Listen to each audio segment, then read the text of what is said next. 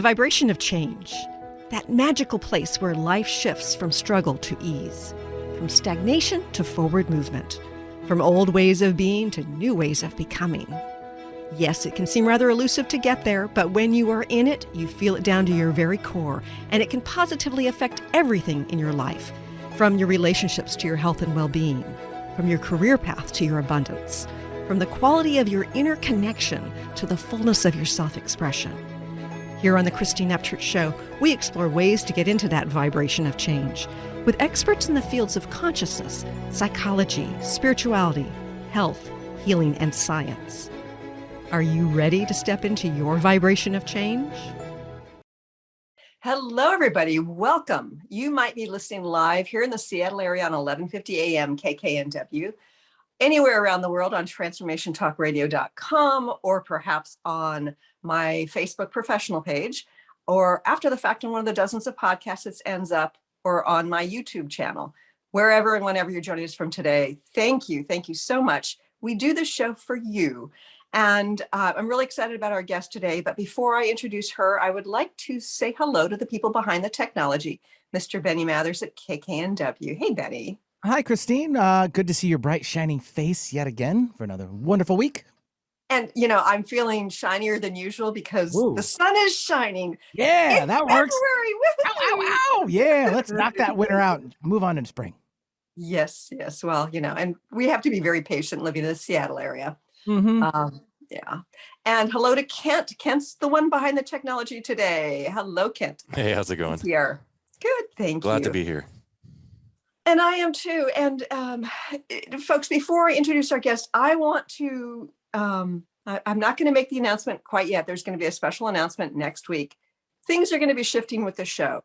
So if you are enjoying these shows, and I know we've got some faithful listeners, please get onto my YouTube channel, Christine Upchurch, and sign up there. Also sign up on my website, christineupchurch.com, to keep tabs on what's going on and where these conscious conversations are. But we'll talk more about that next week. I'm really excited about our guest today. Here's somebody who has been through the ringer, so to speak. Life has brought her challenges, and she's not only turned it around within her own life, she teaches other people to do it as well. And she is an author. She's a spiritual thought leader. She's an NDE survivor, personal evolution mentor, and an ascension coach, which I love, and the founder of NOWLEVELUP. She's going to tell us a little bit about her story, about the trauma that she experienced. But she had some unusual things happen that really helped transform her life, and she's bringing it to others now. And I'd like to welcome our guest today, Cassandra Mary Bauer. Welcome, Cass. Thank you so much, Christine. I appreciate you having me on the show today. It really means a lot to me. Well, it's a joy. And, you know, this is all about having conscious conversations.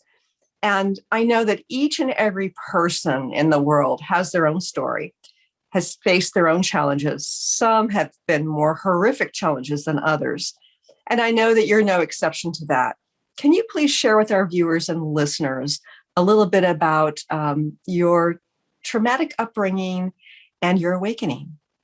Yeah, of course. You know, obviously we've all got a pretty long story, so I'll keep it short for the listeners, but I'll keep it impactful as well. So a little bit about me is, you know, I grew up from what I like to call a bit of a dark, you know, story, you know, a lot of addiction, a lot of pain, a lot of trauma, and mostly mirrors around me who were not honoring their own path, people that were in their own story and programmed to see life through their trauma and through their own conditioning and their own thoughts and their own beliefs. And when I was growing up, the way that I kind of like to say it is that I felt very alone. You know, I grew up in a family that, because of their own trauma and being in their own story, it was hard for them to show up for me as a child growing up in the world, and for my brothers. My brothers are Blake and Jason. And throughout the years of growing up, I went through, my mother getting a divorce, and it was a very traumatic divorce. There was a lot of abuse entailed with that, mental, emotional, spiritual, the whole thing. And at a young age, at around 7, my mother got remarried. So, to a man that I call my father. He was the biggest angel and blessing to come into my personal life. And in the same breath, we went from living a life of really not having much to a family of having everything, which to anyone listening, I bring it up because when you go from being a program to having not so much, living in an apartment with, living on top of each other with stuff surrounding you, and then moving into a mansion with a gate surrounding you, there could be so many people in this world that are like, oh, that's such a blessing. That's so beautiful. But to a degree, I went from, living next to my brother and my mother to living in a place where I could barely find them. So if you think about that energetically, there was a separation that happened, and even deeper separation of souls. And when I was around 8 years old, 9 years old, when I was in school, I was just being Cass. I was, being, my energetic out there self that I've always been. I've always been a very free spirit since I was a little girl. And because of the marriage and because of my parents being in their own story, no one really saw the depth of what was going on with me, which was, wanting attention, wanting to, be this playful thing. And the school actually digested it as ADD and ADHD and having a learning disability, saying that I couldn't sit still, saying that, that I basically, they just couldn't control me. So I was sent to a doctor and I was asked to be put on Adderall, which, the way that I describe it is Adderall is a drug that takes over your nervous system, which is the command center of the body. And also the connection to the spiritual realm, in my view as well. So much. Yeah. I mean, it's so basically what the system, I like to say, is asking from me is to give up all authority of controlling my body and letting a substance do it for me. And of course, at that moment of my life, I had no awareness around this at all. And neither did my parents, because my parents were not, and nothing against them at all. They weren't in a conscious space when I was a child. So, long story short, I was put on Adderall, and I call it the drug that stole my soul. And I was forced to take it when I was in high school, which was a very traumatic experience for me. And I remember the day that I was asked and forced to take it in school. And I went home that day and I thought to myself, okay, well, no one in my life wants me to be me. No one even sees me anymore. My parents are in their own story. My friends are in their own story. The school system's in their own story. And you know what? If this drug helps me dissociate from my body, I might as well do it. So that led me down a 15-year pill addiction, where I describe it as I was just constantly dissociating from my body and running through my moments so quickly that I wasn't showing up for my life. And then when I was about 25 years old, I had gotten a call from my brother Blake while I was working at a job, that I was fueling my addiction with. And I was in a toxic relationship, and I was informed that my eldest brother Jason had overdosed. Oh. And from that moment, I heard my brother say that, and I fell to my knees. And the moment that I hit the floor, it was like I woke up. I woke up from like a trance for 15 years. And really what it was a moment that the universe was like, this is the reality of your life. And it was the moment that my soul re-entered the human body, and I couldn't believe what was actually happening in my life. It was a very big wake-up call for me.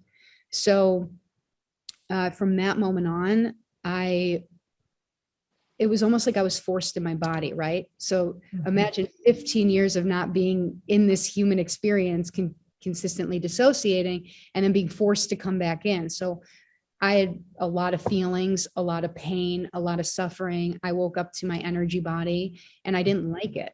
I didn't like what I was feeling. And I made a decision to get sober after his death. And I did get sober. I, went through a lot in that to get myself sober.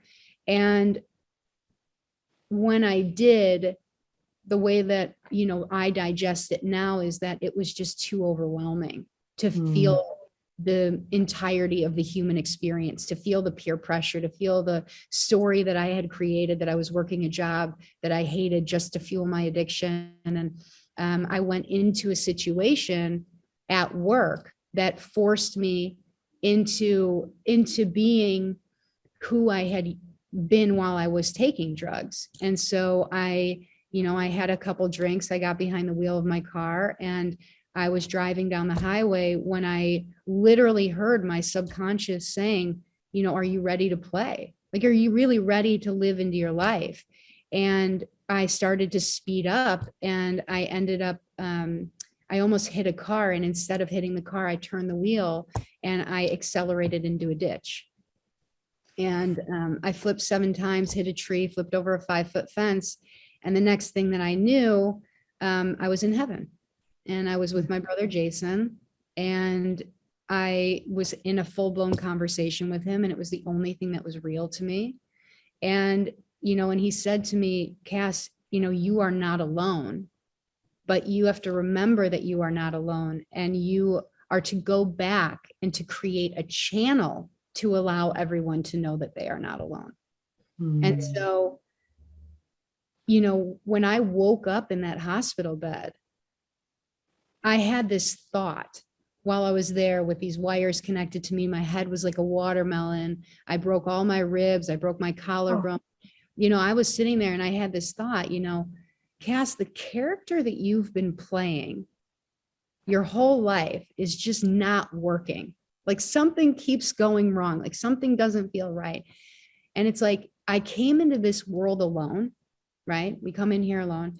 And I'm like, and I had this feeling like, this realization, like, I'm going to leave alone. But while I'm here, I have to realize this message that I'm not alone. And I have to understand, okay, if that character is not working, what character do I want to choose to play now? And so, And I love that imagery of playing a character. Decades ago, when I was facing cancer and I was doing a lot of dream, taking notes about my dreams and dream interpretation, I had a dream where I went into this theater and I was up on stage, and then I went off stage and I wasn't sure if I was going to be going back on stage. And I looked outside and I saw this beautiful green rolling hills. And I realized that it was a choice to be here to play a role. And on some level that sounds shallow, right? Because we think of acting as being somewhat shallow. And yet another level, it's absolutely poignant, because we're coming in as a soul connected to source, choosing to play it out. And it's not trivial at all. It's not shallow at all. It's actually very inspirational if we take that role seriously. 100%. 100%. I feel like the best commitment you could have in this world is to the character you're choosing to be while you're here, because this is the biggest stage we all have. Yeah, I love that. And some people think they don't have a choice, though. That you're talking about choosing to be a character. So many people feel that they have been victimized by life, victimized by their experiences. Kind of either they're born with the DNA telling them, or their personalities being defined in a certain way, sort of genetically, and then their experiences molding them, and that they don't have a choice to choose. What do you say about that? Well, I believe that we are a product of our environment. And I went through that my whole life. I saw addiction. I saw my parents completely replaying the cycles from our family over and over. There was addiction, there was pain, there was suffering. And my truth is for me personally, I don't know if I would have woken up to that realization unless I had this awakening. I don't know. I can't answer that because my story is my story. But what I do know is that everyone I work with, when I do radical reprogramming with them and I take them through visualizations of their past and I stand there and I hold their hand through it, and they get to, it's like being in the audience of watching their movie play out, and they sit there and they go, oh, that was actually never mine to begin with. That was a product of the movie I came into. It was almost like they were cast into a role. Everything was already played out and they didn't know anything different. So when you are able to become a mirror of a different way of living, of a different way of being, it's impactful. It makes a difference. It's a way to shift other people's stories. That's why I'm very big on the line, become the perfect mirror. Because when you do, you can show someone what's available. You can show them what they're capable of shifting in their life. Because a lot of us think that there's no way out. I know I thought that there was no way out. I struggled for 25 years of my life. And, you know, it was such a blessing that my brother even said those lines to me, you are not alone. I realized, oh my God, I'm not alone in my suffering. I'm not alone, that I'm the only one that thinks that they can't change, you know, their life. It was huge for me. And there's so much here to unpack. One of the things that you said along the way was when you moved into that mansion, that there was this great separation, physical separation, which made you feel more alone. It's interesting. Decades ago, there was this series on PBS about these people who went from modern day living. There were like, I think 3 or 4 sets of people. And they went to Homestead for 6 months, and they were going to evaluate whether they had saved up, like, you know, enough wood for the winter, enough food for the winter. So it was taking these modern people, and there was this family from California that lived in this huge, huge home. And then they went for 6 months and they were living in this home that they built, this tiny little thing. And when they returned to life, it was like this huge shock because everybody was so separate now. They had had this togetherness. But even when we have that physical togetherness, I think so many people feel alone. And I think that people who are on their spiritual journeys, people who are really looking within psychologically, part of the impetus is this feeling of the separation, this feeling of being an outsider, this feeling of being alone. So yes, within the context of your NDE, you got the message, you felt that you're not alone. How do you convey that message in a way to others where they're actually embodying it as opposed to just sort of hearing that it's theoretical? Well, after my own personal awakening and not understanding the depth really of what that meant when I woke up, it took work. It took allowing myself to slow my life down and be in the moment to understand that, well, what does I'm not alone mean? I mean, you know, like my family, when I woke up, my family was still not, it's not like a snap of a finger and my family was like not addicts and there was no trauma and there was no this stuff. It was an understanding that there's more to this life, that there is spirit, that there is a connection to a higher power, and that we actually have a direct connection to source, which I was definitely not aware of when I was 25 years old. I had an inkling, you know, I knew that there was more even when I was a small child. So, you know, when I'm with anyone or when I am teaching or when I'm speaking, it's really an understanding of really why I'm on this show today, right? About becoming the hero of your story, of knowing that we are not alone, because this is really just a journey of finding ourselves. Yeah. So are there ways of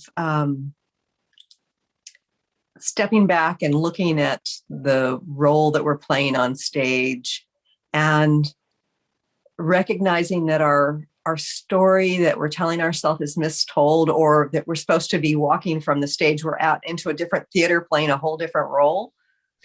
Yeah, I mean, my belief is when you are able to train yourself to slow down, when you are able to really slow your life down and live into the now moment, you will start to recognize the cycles. You will start to recognize the patterns. You will start to recognize the characters that you are almost casting in your story to teach you the ways that you would like to go in your life. You know, you are writing all of the signs. You are creating the entire story for your highest evolution. But how can you know what that is unless you slow down and choose to live into the story? And to do that, you have to slow down. You have to really master your now moments in order to do that. And the reason I'm so passionate about that is because being on Adderall, which is essentially cocaine, it was speeding up my moments. So I could never even if I wanted to come back into this, I could never slow down. I was speeding up. Everything was about, like, how can I get there faster? Or how can I, produce this faster? And so when I woke up, I realized, whoa, okay, my conditioning coming from trauma, coming from addiction, it was all about speeding up. It was all about, how can I do that? How can I make them happy? When they're upset, how can I get 20 steps ahead of them so like they don't get mad at me, or so they don't blow up? And so when I started to slow down my life, and then I started to teach peace to others and teach them to slow down their lives, I started to realize that it wasn't just in my own life, that everyone else just started to realize, oh, I created that.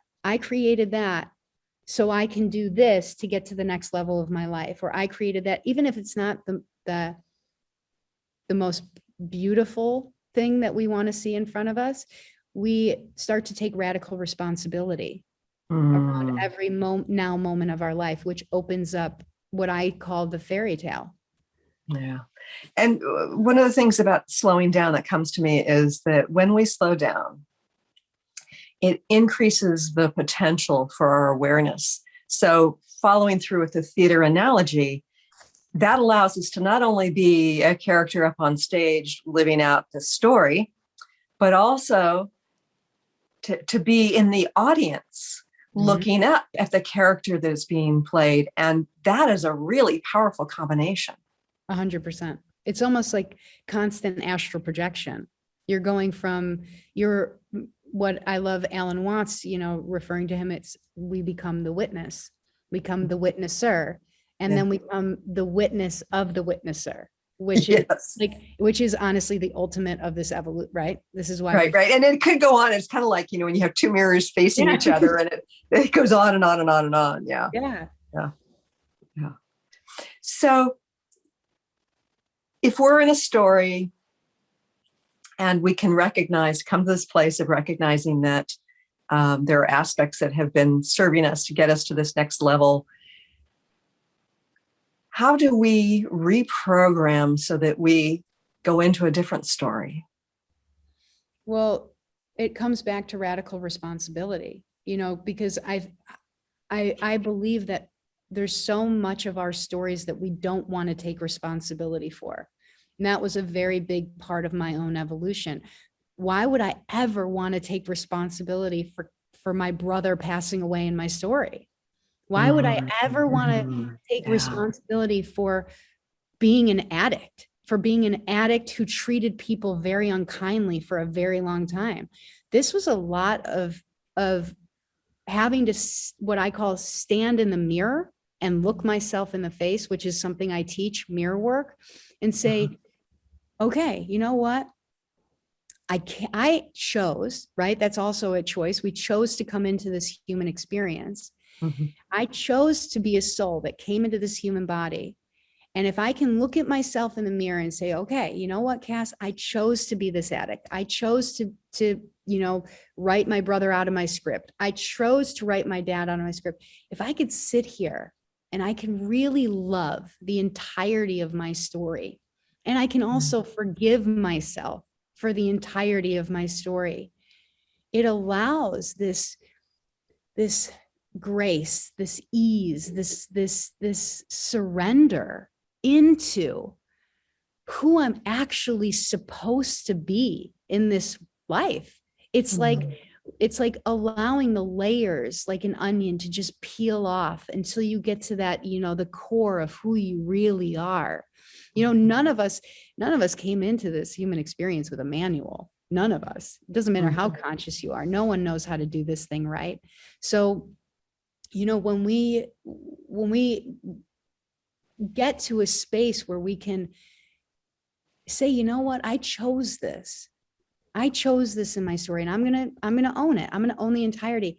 The charge of it starts to just kind of dissipate. It's like, okay, Right. so if I'm owning it right now, there's this like no resistance to moving forward. There's no, okay, well, I'm pushing up against the wall. It's like, okay, you know what? I'm owning it. I'm owning this aspect of myself. And this is how we start to reprogram ourselves. We start to take radical responsibility of who we've played and who we've chosen to play. And we don't judge it. We don't, we come to a point of choice, right? Every now moment is a choice to choose into a different character. Just like when I was in the hospital, I had a choice. But even, say right now, I want to choose into being a different character right now, like in your show, I want to choose I have a choice, right? I have a conscious decision to choose it. But the only thing that's restricting that choice are limiting beliefs, our old thought patterns, our old programming, right? Our old and our attachment to those beliefs, because that's one of the things, like my passion over the last several years has been about confronting dematerializing some of my own beliefs and some of the collective beliefs and rebuilding them. But it's amazing how much attachment we have. So for instance, somebody's story, if they have a lot of attachment to being victimized by a narcissist, or, whatever it is that victimized by the system that put you on Adderall or whatever. And with that responsibility, we also have to face the attachment that we have to our belief system. It's not serving us. Well, I believe it was Ram Dass that said, when you see that there's an attachment to something, you know that there's work to be done. Yes. Right. So, right. So within radical reprogramming, within what I do, it's not some little thing. What I love to do and what I live for is breaking down now moments. So it's about going into the programming and taking it one step at a time. Okay, so what belief is this connected to? And then going into that belief and doing the work around what that belief system is, and then loving yourself through it so you can transcend it. And you can alchemize it, because we can only alchemize something through love. Love is the best thing to alchemize anything through. Oh. You just said a mouthful there. Say it again. Say it again. It's really important. That love is the only way to alchemize anything and transcend anything in this world. Yeah. And that part of the love is the self-compassion. It's the self-acceptance. Oh, yeah. And it's, I really feel like there's so much that we've been programmed to believe that turns into self-judgment, self-hatred, and lack of acceptance, and the unworthiness that comes with the fact that we have created things in our stories that are not necessarily the ideal if we thought, about the best thing to create in a story. Things that we're ashamed of, things that we wish we'd done different, whatever it is. So that self-acceptance isn't always easy. No, but, something I want to just point up with you saying this is, the headline of my program is, it's not about actually doing anything in my program. Now Level Up is about doing nothing. It's actually about undoing everything. Yes. Because we came into this experience as these pure light, God consciousness souls. And since the moment we were in the womb, not came out of the womb, but in the womb, we've been programmed from everything we heard through the womb, from everything our mother thought. We were just these energy balls. If you visualize it, I'm very visual. We're an energy ball within another energy ball. And everything that she's feeling, thinking, understanding, seeing is all being programmed within us. Every thought. Yeah. If our mother's worried about finances, we are worried about finances. We come into this world with a fear of finances. Everything that, so when we understand where our programming came from, when we have an awareness, right, about anything, we have an opportunity to transcend everything. Yeah. So if we can go back and we can understand where the programming actually was rooted in, we have the opportunity to undo all of that. Yeah. And I love you thinking in terms of the energy balls, because that's sort of the way I visualize things as well. And sometimes I see that energy field as well. But, it actually goes back before being in utero, because we can be programmed based on belief systems we left with in previous lives. Mm-hmm. Case in point, years ago, I was in a very dysfunctional marriage, and I was having a heck of a time leaving. I knew that it would be in my best interest to leave.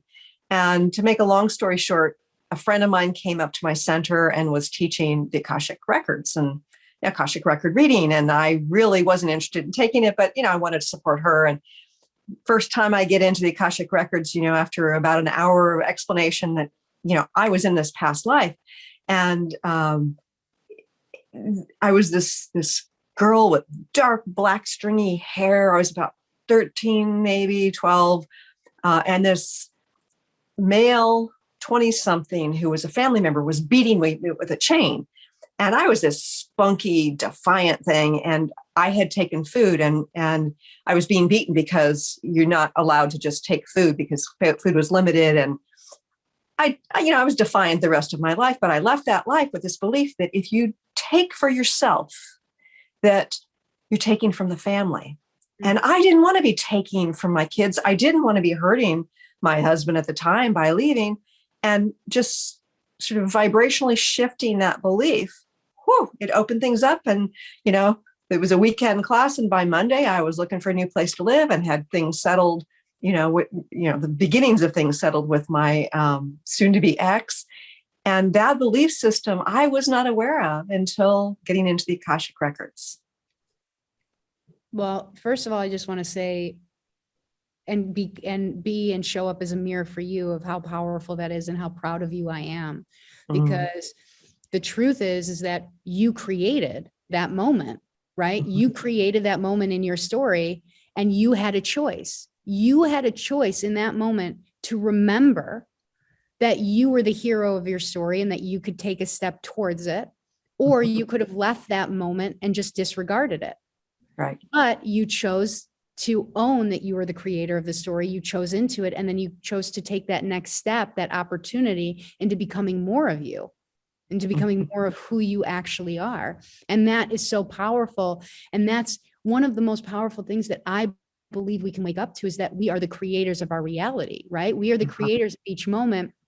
But unless we take that step and choose into that opportunity, that's stepping into the dream.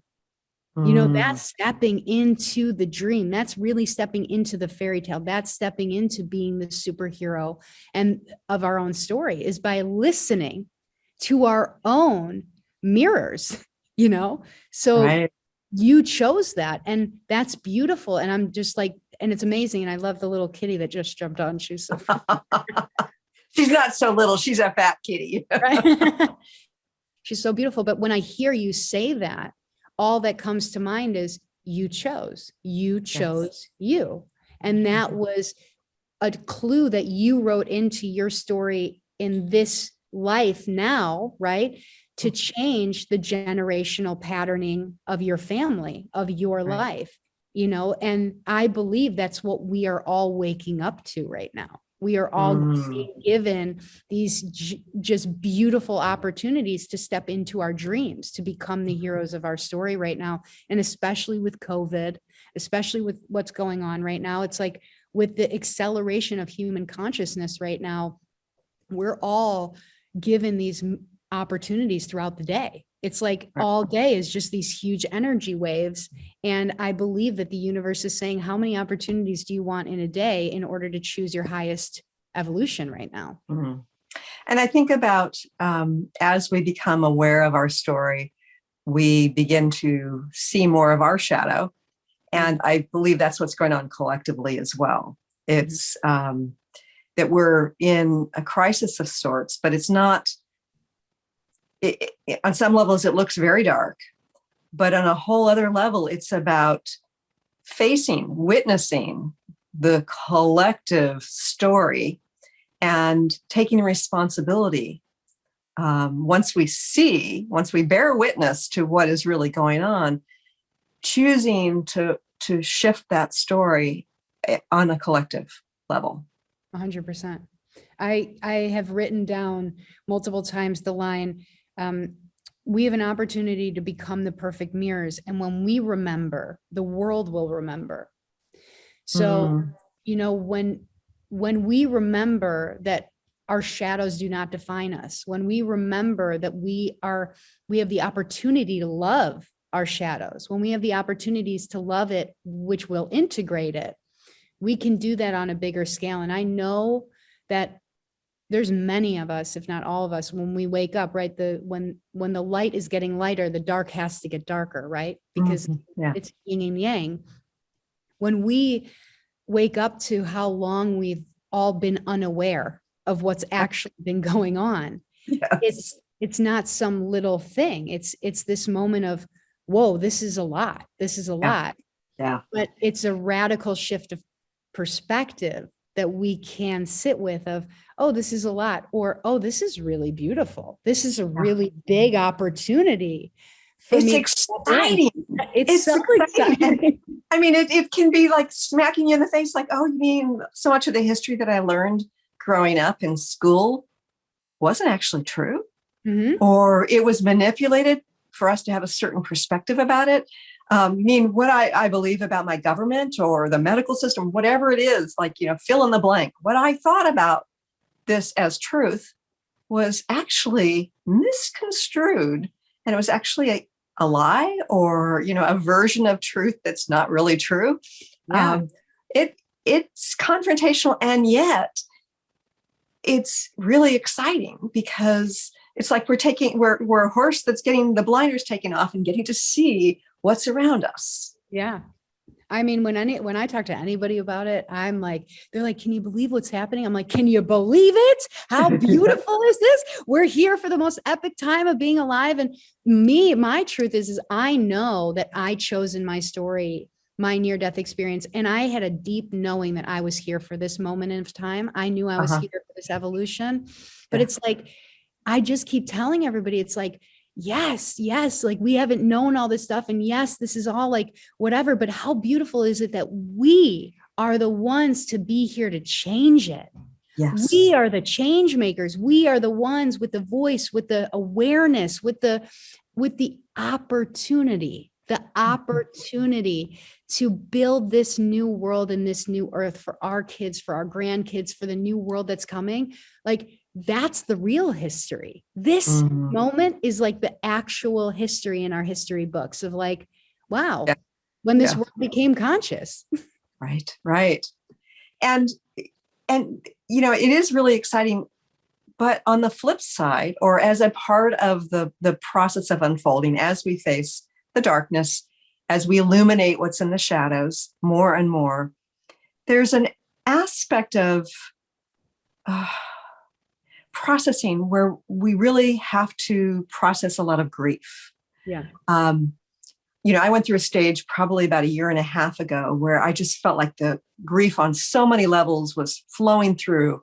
And to me, it created this opening for more downloads. It created this higher level awareness. And yet it brought me to my knees.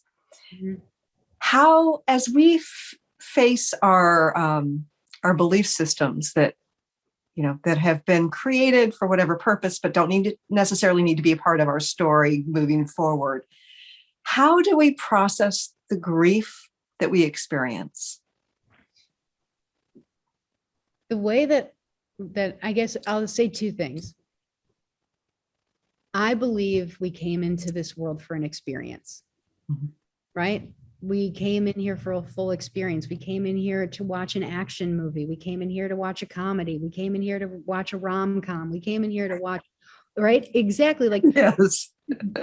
plays and movies play out. The beauty is coming home to, right, the understanding that we're in the audience of it, that we are experiencing the fullness and the entirety of the human experience. It would have been boring if we came in here just to experience, this one storyline, but we all chose to come in here to experience all of these different things. And my truth and my honesty is I'm very well known in the space of grief. Grief has been a very big part of my life. And this past year, being on the road for Angels Across America, I came to a moment when I was in Maine where I knew that God was asking me to stop in my personal life and feel the entirety of the grief I've experienced in my life. And I was set up, across from the most beautiful river with these mountains, with this little cabin. And I sat there and I cried for a month, probably every morning, every day. I was on my knees and I thought to myself, every day I was crying, every time I was feeling it, like just the beauty of being able to be on my knees, to feel, to actually wake up and say, you know what, Cass, you actually chose to be in this life and to wake up, to hold yourself about thinking about your brother dying or thinking about your dad dying or thinking about the way the world is turning out, to think about, your mom. I found reverence in my story. I found reverence in all the characters I played. I found reverence in just allowing myself to feel everything and know at the end of the day that I am nothing and I am everything, that this life is nothing and that it is everything. And it's impermanent, like we're just here for a moment. And the fact that we got to experience whatever we've experienced, we all experienced grief. We've all experienced happiness. We've all enjoyed, we've gotten all spectrums, right? It's just about having reverence for the whole, for the entire experience in itself. And then also coming back to why I'm on the show today, right? To knowing that we're the ones holding ourselves now. We're the ones that are able to be there for us now. We're the heroes of our story. Like, I believe that's why we came here, to hold ourselves, to be here. And I do believe that as we step into that individually, that it has this energetic effect on others, whether we are supporting people directly, people listening to this conversation, people who come to us for mentoring, or just standing next to somebody in the grocery store line, that it has this energetic effect, inviting others to bear witness to themselves, to perhaps shift if that's what they're invited to do. Yeah. I call it radical permission. Say more about that. I love that phrase.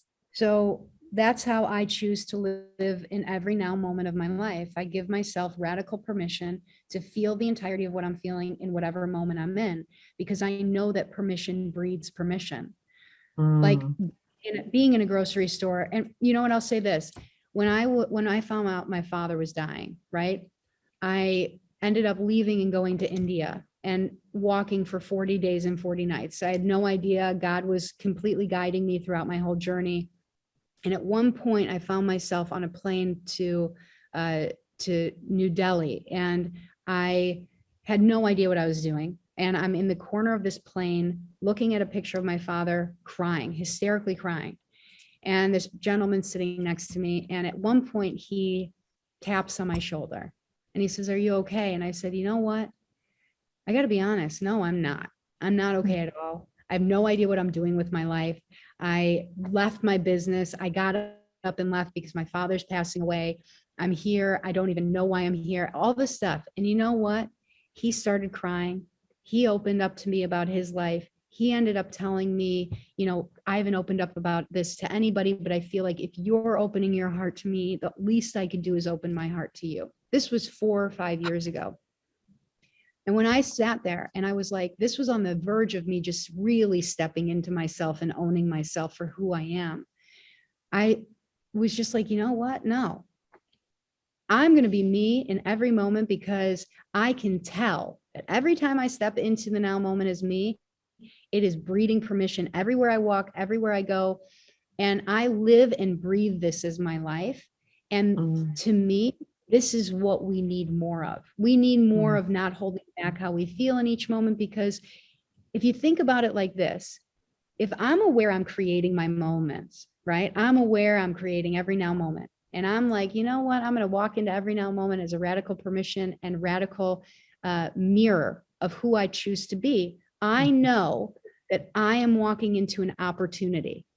The opportunity is for myself and for whoever's in front of me. And they have an opportunity to step into themselves. And every time I do, it's becoming this perfect mirror for everyone else, because they walk up and, I mean, I could never tell you what my days look like, the magic of my days, because of this choice, because everyone opens to me and I live for that. I live to watch people open. I live to watch people step in and be like, huh. Every time I meet, like every time I meet someone, they're always like, there's a different resonance with you. And I'm like, oh yeah, you know what it is? Because I don't need anything from you. I don't want anything from you. I don't desire anything. I'm just being myself. And there's an ease that comes over people when they can feel like they can just let go. And they're like, oh, it's weird because I feel like I can just be myself in front of you. Not weird. And I really do believe that there's this vibration of allowing that is contagious. And I've been in situations where, you know, coming back to the example of being in a grocery store line, where there's an exhausted, overwhelmed mom with a toddler who's deciding to have a tantrum, to throw a tantrum. And instead of thinking, oh, I'd like to get away from this noise, or why doesn't she control him, whatever, just to be in this space of allowing that toddler to release the frustration and tension associated with not being able to control the world. Allow that mother to be in this place of overwhelm, and just to stand next to that person, those people, and to be. And that acceptance in and of itself vibrationally affects others too. And so like the just the vibration, even if that man had never opened up to you next in that seat next to you on the plane, that whole vibration had to affect him. I have no doubt in my mind. But before we go any further, I want to make sure, before we get to the end of this conversation, which I'm sure will end abruptly because we got so much to say, how do people get in touch with you, and what is it that you offer? Yeah, so people can get in touch with me in a few ways. One is through Facebook. My name is Cassandra Mary Bauer. My website is NOWLEVELUP.com. And I also offer up a Now Level Up community on Facebook, which we've got hundreds of people there, and we help each other. It's called Mental Health Empowerment for this Ascension. And, you know, people are there supporting each other daily. And what I offer is, you know, I guess in short, I help empower people to turn their trauma into their power. You know, I help people shift, you know, shift their pain into power, trade their pain in for purpose, you know. But, you know, I want to be honest with you. I'm a very interesting human in this world, because there's so much built on language, on what we are, on what we give. And I think at the root of what I actually offer to someone is a radical permission to come home to who they really are. and to discover that for the first time in their life. I allow people to really, know who they are underneath all the programming, underneath all of the, underneath all of the systems. And my transparency is it's just love. What I've realized in my life is each one of us are really just the purest form of love. And it's really about remembering that. And I help people really get to that moment. Love that. Yeah. Okay, great. Thank you for that. Yeah. So as we move forward, there's so much about our stories that once we become conscious of our stories, that we want to not alter the past, but rather redirect, get onto that other stage, start interacting with some new characters, so to speak, and redirecting our lives.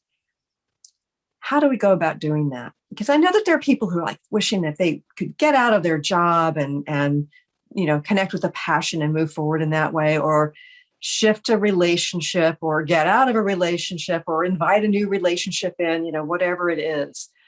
How do they move to that next stage, that next portion of their story? I believe it's about slowing down. That is, and I'm going to continuously come back to that. It's really about slowing down and tuning in. And how do we tune in? We feel. We don't think, we don't use our mind, we use our heart. And it's really, I offer up putting your hand on your heart, asking the question and listening to yourself, and not questioning the answer that you hear.